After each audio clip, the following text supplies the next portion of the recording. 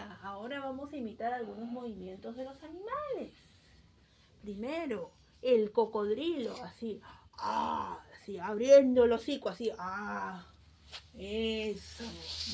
Y ahora, Miquelita, ¿a quién quieres imitar?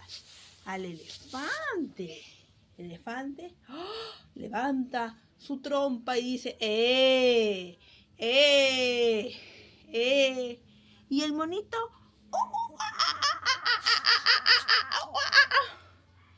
y la serpiente hace, a ver, así.